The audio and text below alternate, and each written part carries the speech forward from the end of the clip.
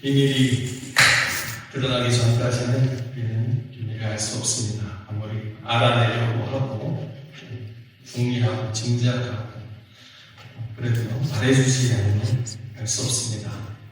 양자 컴퓨터가 이제 또 발전해가지고 언젠가 16자리 비밀번호를 풀어낼 수 있을지 혹은 페이스라인이 패스워드를 할 수 있을지 몰라도 그 10길 물속을 나가면 한 길 하나 그 사람의 마음을 사람이 말하지 않으면 아무도 억지로 알아낼 수가 없습니다. 비밀은 추리해서 알아내는 게 아니라 누가 이렇게 열어서 보여줄 때 알게 되는 거죠. 바울은 그래서 얘기합니다. 내가 여러분에게 비밀을 오픈합니다 라고 얘기합니다. 헬라어로는 미스테리는요, 영어 미스테리예요. 미스테리, 신비성. 그래서 우리의 이성과 경험과 기술로는 도무지 도달할 수 없어서 하나님께서 친히 밝혀주신 진실을, 비밀, 또 그것을 감추어져 있던 것을 하나님이 드러내시는 것. 그래서 하나님의 말씀을 계시라고도 말합니다. 오늘 바울이 여러 보여주는 비밀을 이겁니다. 우리는 다 죽지 않고 잠자지 않고 모두 변화할 것입니다. 갈릴리 성경인데요. 원래는 변화될 것입니다. 입니다. 여러분, 변화를 주는 거 좋아하십니까? 기질마다 또 어떤 분들은 변화를 좋아하고 어떤 분은 안정적인 걸 좋아할 수도 있습니다만 이 시대 자체는 계속해서 변화를 요구합니다. 예전에 한 대기업 회장님이 마누라랑 자식 때문에 다 바꿔라 라고 말씀하시고 그 기업이 정말 세계적인 기업으로 성장하기는 했습니다. 우리는 집도 개조하고 기업도 브랜드를 바꾸고 로고도 바꾸고 정당도 이름을 계속 바꾸면서 이미지 쇄신을 하고 사람들도 프로필을 계속해서 업데이트합니다. 때로는 직업도 바꿔야 되고요. 헤어스타일도 바꾸고 식단마저도 계속 바꿉니다. 방법은 계속해서 우리를 자극합니다. 여러분 6주만 투자하십시오. 6주 만에 새로운 몸매로 변화될 것입니다. 날씬하고 자신감 있는 사람이 되세요 라고 우리에게 말합니다. 꿈은 이루어진다. 월드컵이 아니고요. 위복이 마음이죠. 마음. 그 주상으로마저도 살이 빠지는 시대가 되었습니다. 기술은 더 높은 지능과 수명과 생물학적인 한계로부터 자유로움을 약속하고 있습니다. 변화라는 말은 정말 도처에 있습니다. 그런데요, 이 세상이 말하는 변화는요, 사실 수정, 개선하는 것에 불과합니다. 금이 간 거 있으면 거기 발라가지고 덮고 페인트 칠하고요. 맑은 거 있으면 또 새 것처럼 하든지 또 쇠퇴의 속도를 늦추고 고장난 몸을 치료하고 망가진 부품을 교체합니다. 그런 것도 필요하죠. 새로움입니다. 그러나 바울이 말하는 변화는 더 근본적인 변화입니다. 현대문화는 이 죽음을 직면하기보다는 자꾸 무시하고 덮어두거나 저항하려고 합니다. 노화를 늦추거나 혹은 되돌릴 수 있다 이렇게 연구도 하고요. 사진과 영상을 남기면서 기억을 저장합니다. 왜냐하면 또 디지털로 저장된 그것은 영속화될 것처럼 보여지니까요. 유엔의 팰리스 가보시는 분들 혹시 윈스턴 처칠의 왁스로 만든 그 인형, 그 마네킹 같은 상을 보셨습니까? 또 처칠이 쓰던 물건들이 고스란히 잘 보존해놨어요. 심지어는 그 모형도 있을 뿐만 아니라 녹음된 목소리도 막 나와서 거기 있으면 마치 처칠이 진짜 거기 있는 것처럼 가깝게 느껴집니다. 그러나 이것은 오전이거나 재현이죠. 진정한 생명은 없습니다. 처칠이 부활한 것도 아닙니다. 앞으로 인간의 기술이 발전해서 설사 인간의 뇌를 복제하고 피부와 근육을 이식한 합체한 로봇을 출시한다고 해도 그것은 부활이나 진정한 생명은 아닙니다. 물론 인간의 고통을 덜어주고 또 생명을 연장하는 과학과 의학의 영역은 은총이고 선물이고 또 또 그렇게 애를 많이 써야 됩니다. 그러나 죽음을 늦춘 것과 죽음을 이기는 것은 전혀 사실 다른 얘기입니다. 그러나 사람들은 마치 그것이 같은 것입니다. 그게 바로 진보의 신화입니다. 계속해서 발전하다 보면 그렇게 될 것 같은. 그러나 더 오래 지속되는 죽을 삶도 결국에는 죽을 삶일 뿐입니다. 세상은 사라지는 사람들을 기억으로 대체하고 또 고장난 것은 새 것으로 교체합니다. 기계가 고장나면 새 기계 사고요. 옷이 낡으면 버리고 새로 사고, 건물이 불편하면 철거하고 새로 짓습니다. 이 논리가 고스란히 사람들에게 들어오니까 어떻게 됩니까? 노인들은 덜 쓸모 있는 사람처럼 취급을 받고, 환자는 부담과 짐이 되면 세상의 속도를 따라가지 못하는 사람들은 루저라고 하면서 뒤에 버려지게 됩니다. 세상은 그런데도 계속 말합니다. 교체하라, 바꾸세요, 변화를 주세요. 그러나 하나님은 말씀하십니다. 내가 너희를 죽을 것이고 내가 다시 살릴 것이다. 세상은 말합니다. 끊임없이 변화해야 살아남습니다. 그러나 하나님은 말씀하십니다. 너희들은 생명에 대해서, 죽음에 대해서는 1도 할 수 없다. 생명과 부활은 완료할 것이다. 그리고 내가 너희들을 변화시킬 것이다. 너희들은 변화될 것이다. 마지막 나팔 소리가 울릴 때에 순식간에 그렇게 될 것이다 라고 말씀합니다. 나팔은 성경에서 하나님께서 사람들을 소집하실 때, 나타나실 때 새로운 질서의 그 도래를 알립니다. 마지막 나팔은요, 이 죽음이 끝났다라는 것을 온 세상에 알리는 선포입니다. 나팔 소리가 울리면 잠자고 있는 것 같은 비유예요. 죽은 자들이 다시 깨어납니다. 다시 부활하게 됩니다. 우리는 사라지지 않고 변화될 것입니다. 이것은 인간의 직무가 아니기 때문에 천천히 일어나지 않아요. 여기 순식간에 라는 표현은요, 더 이상 나눌 수 없는 짧은 순간을 뜻합니다. 즉 인간이 붙잡거나 통제할 수 없는 순간이라는 뜻이죠. 하나님께서 죽은 자들을 순식간에 살려낼 것입니다. 그래서 악인이든 선인이든 다 부활합니다. 그 다음에 최후의 심판대 앞에 서요. 지금은 몸은 썩어 있죠? 그렇죠? 몸은 지금 없고 죽은 자의 영혼만 있습니다. 그러나 하나님께서 다시 깨우시고 그 다음에 다시 영원한 형벌과 영원한 천국을 하나님께서 심판하고 그들이 마땅히 가야 할 곳으로 보내게 됩니다.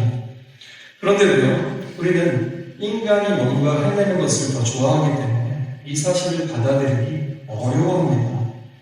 죽은 자들 가운데서 일어나기보다는 우리가 노력해서 하늘에 가고 싶고 화성에 가듯이 천국에도 가고 싶어 합니다. 그러면서 우리가 이 업적을 마치 바벨탑을 쌓듯이 당신들도 이 기술 문명에 동참하십시오 라고 말하고 싶어 하지, 우리는 답이 없는데 하나님이 우리를 구원하십니다 라고 말하기를 원치 않습니다. 그러나 아무리 개성해도 불멸에 이룰 수 있는 것은 아닙니다. 교육이든 의학이든 정치나 철학이든 그것으로 죽음에 대해서 최후 승리를 얻을 수는 없습니다. 이 부활에 대한 승리는 은혜의 승리입니다. 우리 예수 그리스도께서 주시는 승리입니다. 할렐루야. 그래서 바울이 말합니다. 이 썩을 몸이 썩지 않을 것을 입어야 하고 이 죽을 몸이 죽지 않을 것을 입어야 합니다. 썩을 것과 죽을 것이라는 것은 단지 심장이 멈추는 죽음만을 의미하는 게 아닙니다. 죽을 존재로 산다라는 것은 이 땅에서 우리가 한계 속에서 살아간다라는 뜻입니다. 아무리 건강해도 피곤해지고요, 잠을 자야만 하고, 또 아무리 사랑하지만 오해가 생기고 왜곡이 생기고, 또 기억하고 싶지만 결국 잊어버리게 됩니다. 약속을 하고 지키지 못하게 되고, 너무나 사랑하지만 완전하게 사랑한다고 말할 수 있는 사람은 아무도 없습니다. 또 그렇게 계획하고 새로운 프로젝트를 하지만 결국에는 영원히 남지 않는 것들입니다. 오래가지 못할 것들을 붙들고 시도하게 됩니다. 죽음은 삶의 마지막에만 기다리고 있는 것이 아닙니다. 죽음의 그림자는 우리의 인생 전체에, 우리의 삶 전체에 드리워져 있습니다. 그래서 가장 행복한 순간조차 죽음의 그림자를 품고 있는 것이죠. 그때도 한편에서는 그런 두려움이 있습니다. 너무 좋을 때도 이 기쁨과 이 즐거움이 영원하지 않을 것 같다라는 것을 직감하기 때문에 어떤 불안이 모습할 때가 있죠. 또 아이들도 결국에는 자라면 부모 품을 떠나야 됩니다. 믿었던 사람들도 반드시 상처 주고 배신하는 사람도 생길 겁니다. 사랑하는 사람과의 관계도, 교회 성도들도 너무 좋았지만 언젠가는 관계가 깨어졌어요. 너무나 고통스러운 순간이 올 수 있습니다. 바울은 하나님께서 그 모든 변화를 막아줄 것이라고 말씀하지는 않습니다. 그러나 진정한 변화를 약속합니다. 세상의 변화는 결국에는 쇠퇴와 죽음을 향해 가는 변화일 뿐이지만 이 하나님의 변화는 새 창조와 완성을 향해 가는 변화입니다. 바울의 표현을 한번 보십시오. 부활의 몸을 입는다.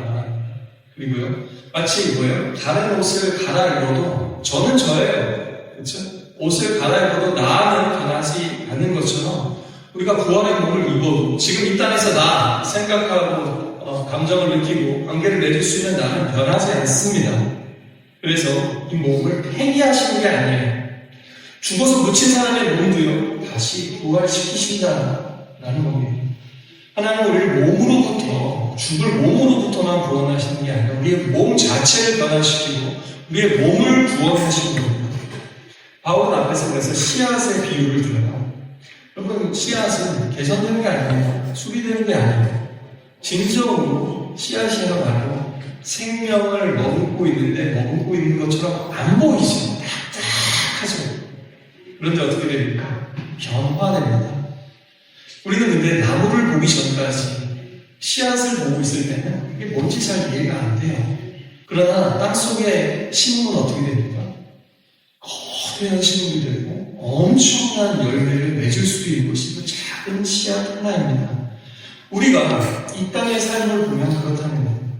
죽음 이후를 우리가 아무리 상상해봐야 감이 잘 오지 않는다라는 거예요. 우리는 계속 씨앗만 바라보면서 살아갈 수밖에 없어요. 인생의 연약함과 우리의 쇠퇴해가는 몸, 노화되는 몸과 우리의 한계들을, 깨어지는 관계들을 봅니다. 피곤해지는 몸, 기억을 잃어가는 정신, 흐려지는 눈과 떨리는 손을 느낍니다. 이 나이 들면 어쩔 수 없어. 누구나 다 이렇게 말하죠. 우리는 땅속으로 들어가는, 아니 어떻게 보면 심겨지지도 않은 그 씨앗들을 보시면 하나님은 다시 태어날 나무를 바라보고 계신 겁니다. 여러분 도토리 보셨습니까? 도토리? 너무 작고 평범하잖아요. 그렇죠? 도토리 키재기라는 말이 있습니다. 도토리들끼리 더 봐야 아무리 커봐야 얼마 차이가 납니다. 차라리 유리상자 안에 넣어두는 편이 더 낫습니다. 보존 잘하려면. 그러나요, 도토리는 자기 그 형체를 지킨다고 해서 완성된 게 아니죠. 땅에 심기고요, 깨지고요, 썩어지고요, 그렇죠? 껍질이 갈라지고 이전의 형태가 알아볼 수 없을 정도가 되어야 그때부터 다시 생명이 자라 올라오게 됩니다. 나중에 천년가 되면 어떻습니까? 수많은 새들이 깃들 수 있고요, 지친 사람들도 그 안에서 쉴 수 있죠. 여러분, 도토리를 보면서 참나무를 상상할 수 있습니까? 우리가 바라보는 인생이 부활이 그렇다는 겁니다. 우리 인생은 도토리 기적입니다. 부활은 참나무입니다. 열매를 주는 나무, 생명을 주는 나무, 누군가에게 그늘이 되어줄 수 있는 나무. 참나무가 천년을 넘게 산다고 하더라고요. 그러나 천년은, 그러니까 우리가 인생에서 도토리 심어갖고 참나무 키워봐야 천년 사는 참나무를 볼 수도 없죠. 부활이 마치 그렇다라는 겁니다. 인생은요, 참나무만큼은 못 살아요. 우리는 그러나 부활하면 어떻습니까? 참나무와 같은 존재가 됩니다. 낯선 존재가 아니에요. 마침내 하나님께서 의도하신 아름다운 모습으로 변화됩니다.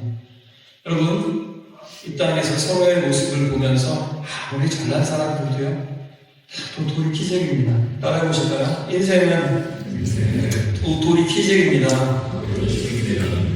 우리는 참나무가 될 겁니다.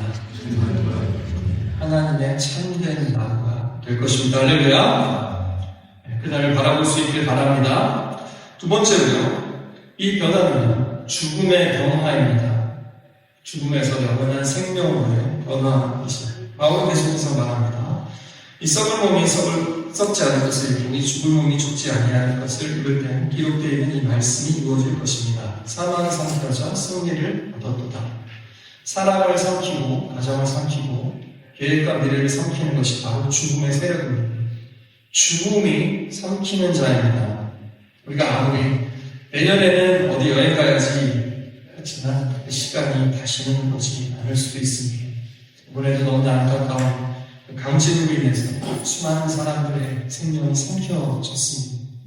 죽음이야말로 순식간에 수많은 생명을 삼켜버립니다. 그래서 그 죽음의 독침이란 치명적이고 또 쓰리고 아프고 고통스러워하면서 죽어갑니다. 여러분 그 죽음의 독침으로 그래도 살아가면서도 느끼게 돼요. 큰 병을 진단받을 때, 갑작스러운 사랑하는 사람들의 부고를 들었을 때, 또 장례식에 장례를 치르다가 또 화장할 때 관이 들어갈 때, 또 장례를 치르고 와서 민방의 형제가 남았을 때 그 죽음의 독침이 얼마나 우리 가슴을 찌르는지 모릅니다. 그래서 바울은 사망의 독침은 죄요, 죄의 권세는 율법입니다 라고 말합니다. 죽음이 단순히 생물학적인 사건이 아니다라는 거예요. 하나님과의 관계가 깨어졌기 때문에 죽음이 시작되었다라는 겁니다. 따라서 이 사망의 권세는 죄와 죄책과 심판에 같이 묶여 있습니다.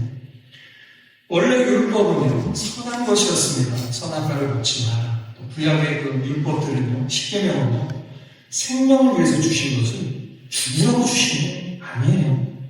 하나님께서 하나님과 또 우리 이웃들을 향해서 혹은 자연까지도 포함해서 생명을 누리기 위해서 넘지 말아야 될 선을 끄어놓으신 게 바로 율법입니다. 쉽게 이해하자면 죄의 진단 키트라고 할 수 있습니다. 율법은요 마치 병을 진단하듯이 죄를 진단합니다. 초기에도 코로나 진단 키트가 얼마나 유용합니까? 우리 가운데도 그걸 연구하시는 분들 그것 때문에 수많은 생명을 살릴 수도 있습니다. 그렇죠? 그래서 진단은 필요합니다. 진단은 반드시 필요하고요. 또 빨리 정확하게 하는 게 너무나 중요하죠. 그러나 아무리 진단이 중요하다고 해도요. 병명을 아는 것과 병을 치료하는 것은 다릅니다. 지금도요. 에볼라 같은 것도 이번에도 참고를 하지 않습니까? 아직 정확한 치료제가 없습니다. 그렇죠? 그러니까 증세에 대해서만 완화시킬 수 있을 뿐이지 치료하지 못합니다. 마치 죽음이 아직도 그런 상태예요.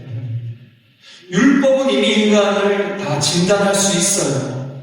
또 양심을 주셔서 사람들이 압니다. 그 죄의 고통과 아픔과 그 깨어지는 실체를 알아요. 죄의 파괴성에 대해서는 너무나 잘 압니다.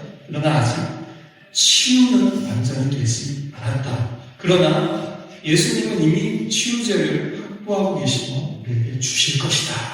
이것이 바로 부활의 약속입니다. 무덤 앞에서는 누구도 승리를 쟁취할 수 없습니다. 죽은 자가 자기 자신을 일으켜 세울 수, 다시 살릴 수 없습니다. 그러나 이변이 일어났습니다. 죽음이 예수님을 삼키는 순간 이변이 일어났어요. 마치 이런 거예요. 죽음이 뭐든지 다 먹어 삼키는 거예요. 그런데 그러다가 예수님까지도, 사람이 되신 예수님까지도 그냥 삼켜버렸습니다. 근데 마치 영화 하는 것처럼 죽음이 의인하잖아. 무슨 갑자기 배에서 더불어 하면서 갑자기 누굴 하더니 하거나 폭발하는 것 같은 그런 마치 영화의 한 장면을 상상할 수 있는 것 같습니다. 그게 바로 이게 이 죽음에 대한 사망 권세를 예수님이 깨뜨렸다는 것의 성경의 묘사입니다. 죄의 삭은 사망이에요. 그래서 죄를 지면 다 죽어야 되고 죽음이 삼켜버려도 아무 말 못합니다. 그런데 문제는 무엇입니까? 예수님은 죄가 없으세요. 그래서 죽음이 그분을 삼켰지만 마치 먹지 못할 것을 먹은 거예요. 소화시키지를 못하는 거예요. 죽음이 예수를. 그래서 어떻게 됩니까? 다시 토해냈다라는 그러고 나서 자기는 안으로부터 파괴되고 폭파되어 버린 겁니다. 예수님은 죽음 안으로 들어가셔서 죽음의 권세를 깨뜨리셨습니다. 아무도 돌아올 수 없었던 죽음 안에 삼켜지셨다가 다시 걸어 나오셨습니다. 그래서 바울은 죽음을 향해서 외칩니다. 사망아, 이 승리가 어디 있느냐? 내 독침이 어디 있느냐? 사망아, 나를 쏘는 것이 어디 있느냐? 마치 약체로 평가되는 팀들이, 그죠? 너무나 강팀을 머릿속에서 얻고 나서 막 세레머니를 하면서 상대방 빨리 다시 시작하자고 이러고 있는, 마치 그런 것처럼 또 그 승리의 환호입니다. 예전에 저희 집에 말벌이 들어온 적이 몇 번 있어요. 그래서 한 번은 이제 보통 어떻게 해서든지 잘 쫓아내는데 나가지 않는 거예요. 말벌이가 이만한데 말벌도 계속 커져요. 한 방에 쫓아내든지 아니면 죽이든지 해야 되는데 쏘면 큰일 나잖아요. 근데 그때는 제가 겁을 많이 먹어가지고 어떻게 하다가 종이컵으로 딱 이렇게 포획을 했어요. 종이컵으로 날려요. 근데 너무 무서운 거예요. 이거를 좀 참으면 이렇게 무슨 책받침 같은 걸로 받쳐가지고 잘하고 하면 될 텐데 그 사이에도 얘가 탈출을 팍 쏘면은 어떻게 될까봐 너무 무서운 거예요. 그래서 방법이 없다. 제일 좋은 방법은 이 상태로 붙이자. 테이프를 갖다가 그 창문에다가 던지듯이 이렇게 붙여놨었어요. 그랬더니 컵 안에서도 얘가 윙윙윙 근데 이제 좀 지나니까 숨부러들어요. 근데도 얘가 또 잊어버리고 있었는데 갑자기 막 윙윙윙윙 막 팍팍팍 탈출하는 거예요. 근데도 종이컵이 있는데 얘가 얻지 못해요. 어떻습니까? 종이컵 안에 지금 포획되어 있는데요. 날아다녀요. 윙윙거립니다. 아직도 힘이 세요. 독침도 있어서 아직도 위세를 떨칠 수 있습니다. 그러나 더 이상 우리 아이들은 해칠 수가 없습니다. 그게 아버지의 사랑이죠. 그게 바로 우리 아버지 하나님의 사랑이고 우리 예수님의 사랑이다 라고 말씀하십니다. 한참 지나고 며칠 동안 건드리지도 못했어요. 최대한 오래 놔두고 잊어버리고 있다가 한참 지나다가 이제 열어보니까 소리가 더 이상 안 나고 노크레고 괜히 소리가 안 나서 열어봤더니 말벌이 말라 죽어 있었습니다. 죽음이 이렇게 돼요. 죽음이 지금 종이컵 안에 갇혀 있어요. 그래서 막 윙윙거리고 막 독침을 휘두르고요. 어떻게 보면 종이컵 안에가 아니고 이 땅에서 아직 활개 치고 있습니다. 일시적으로 하나님이 또 요한계시록 보면 풀어놓는다고 해요. 무적이. 그래서 독침을 휘둘리고 막 사람을 해칠 것처럼 위세를 부립니다. 그러나 여러분, 죽음은 이미 심판받았습니다. 2000년 전 십자가 위에서 죽음은 이미 심판받았고 예수님이 부활을 하셔서 무덤 문을 열고 나오셨을 때 이미 죽음의 세력은 다 끝났습니다. 아직까지 살아있는 것 같아요. 상처를 줄 수도 있습니다. 그러나 끝내 승리할 수는 없습니다. 그날이 오면 독침도 윙윙거리는 죽음의 소리도 다 사라질 것입니다. 사도 바울은 그래서 찬양합니다. 우리 주 예수 그리스도를 통해서 우리에게 승리를 주시는 하나님께 감사를 드립니다. 할렐루야. 우리 주신다는 거예요. 우리가 쟁취하는 게 아니라 하사해 주시는 겁니다. 우리가 메달을 목에 봐서 경기는 우리가 하지만 메달은 우리가 소유받듯이 그렇게 해주신다는 거예요. 사실 싸움도 운동은 스포츠 선수들이 쟁취하잖아요. 이 싸움은 그렇지 않아요. 예수님께서 대신 싸워서 아빠가 아이들을 위해서 말벌과 사투를 버렸듯이 하나님 아버지께서 예수님께서 죽음과 사투를 버리셔서 승리하셨다라는 겁니다. 할렐루야. 이것이 바로 은혜입니다. 우리의 노력과 성취가 아니라 은혜. 그래서 기독교인들이 그렇게 은혜 얘기하는 거예요. 여러분의 임종의 순간을 한번 상상해 보십시오. 누구나 죽음을 피할 수는 없습니다. 또 죽음의 순간에도요. 한번 보시면 누구는 임종을 알 수 있어요. 조금 전에. 그리고 준비할 시간이 조금은 있을 수 있습니다. 그러나 누구는 생각할 시간조차 없어요. 또 어떻게 막을 방법조차 없을 때가 있습니다. 그렇죠? 그러나 우리는요. 그 마지막 순간에 내가 얼마나 참았는지 믿음의 확신이 있는지 그동안 내가 얼마나 훌륭하게 살았는지 달려있지 않습니다.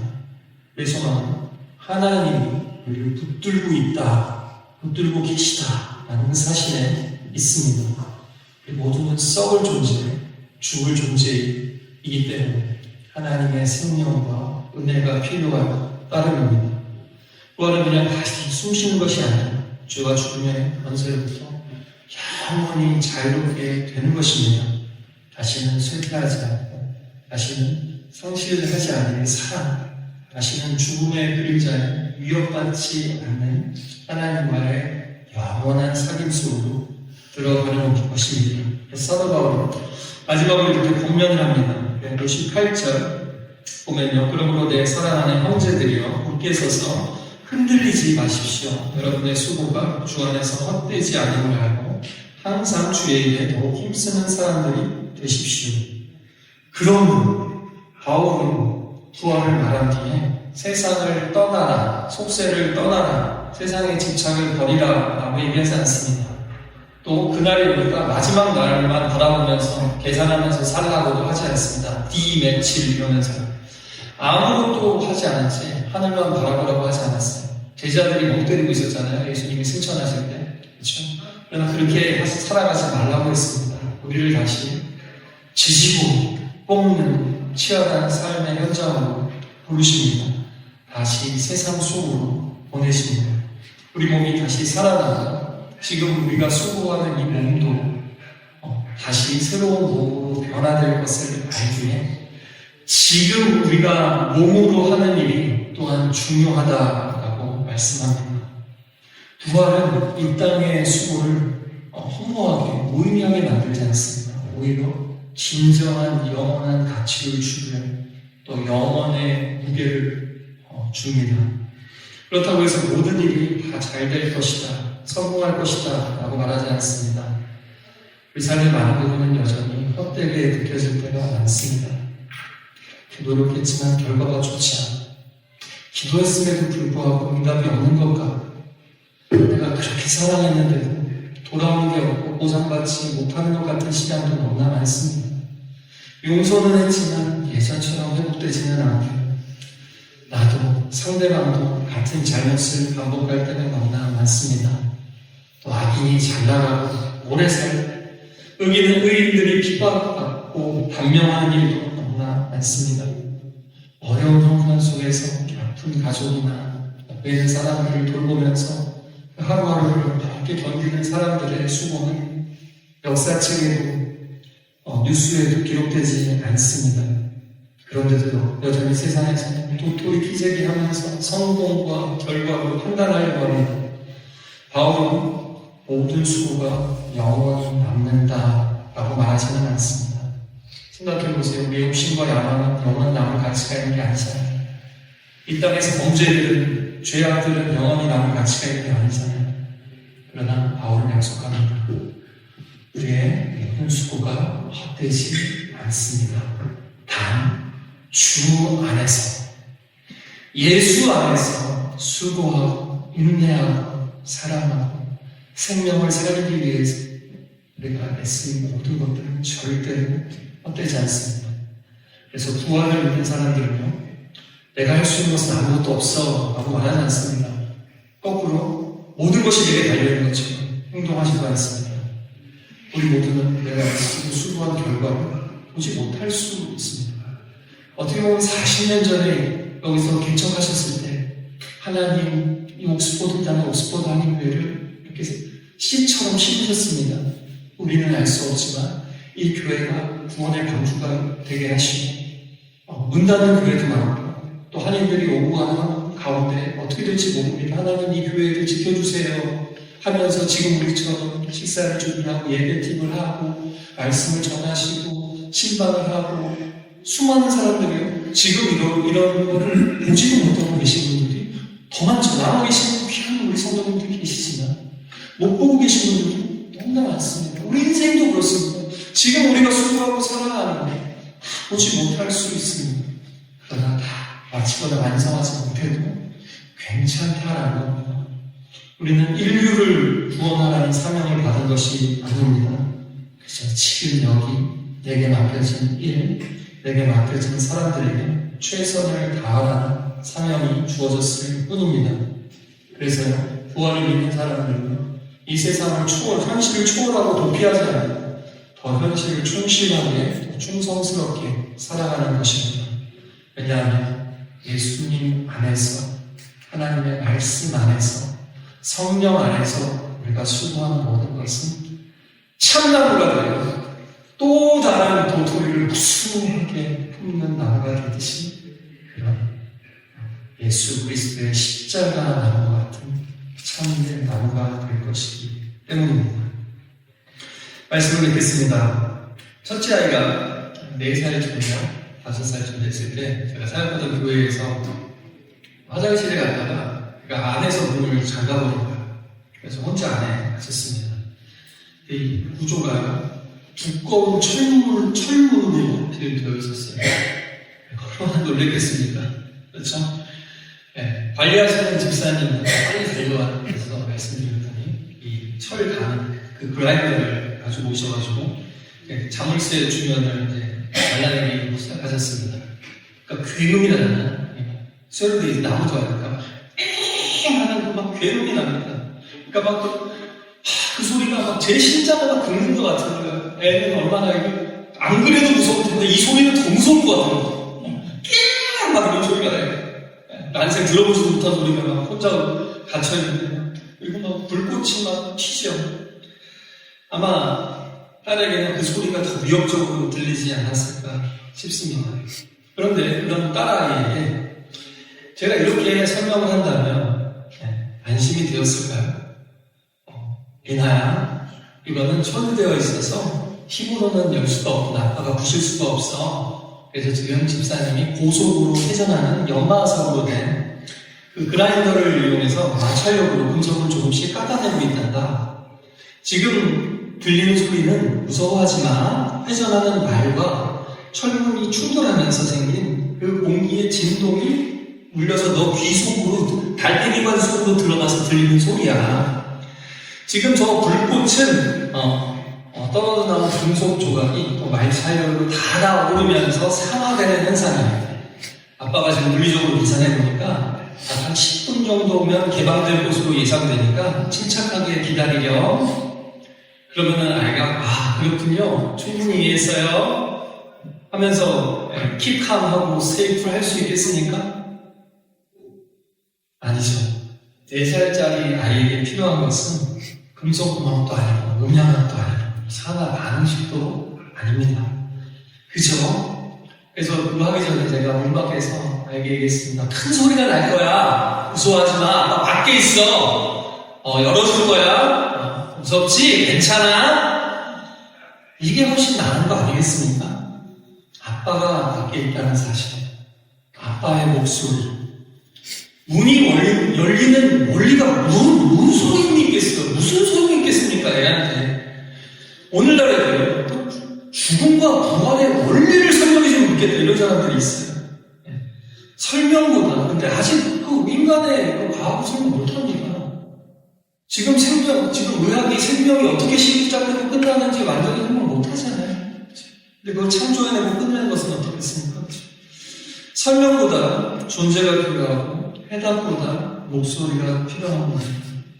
문이 정확히 어떻게 열리는지를 아는 것보다 누가 밖에 서 있는지를 아는 것이 중요하죠. 우리도 죽음이라는 철문 앞에 서면 많은 것을 묻습니다. 어떻게 다시 살아날 수 있습니까? 우리가 어떤 몸이 된다라는 겁니까? 부활체가 뭐예요? 부활의 몸이. 언제 도대체 세상이 끝나고 그 문이 열리는데요? 궁금할 수 있지만 바울은 그 질문에 네가 생각하는 친절한 대답을 주지는 않습니다. 다만 아버지의 음성을 들어보라고 합니다. 십자가에 죽으셨다가 죽음 권세를 이기시고 죽음 자체를 죽이시고 부활하신 예수님의 복음을 들어보라고 합니다. 지금도 누구든지 마음을 열기만 하면 이미 천국문을 열어놓으신 하나님의 비밀을 깨닫게 하신 성령님의 그 터치를 느껴보라고 말씀하십니다. 그러므로 사랑하는 옥스포드 교회 성도님들 모두 견실하며 충실하며 흔들리지 않는 하나님의 사람들이 되시기를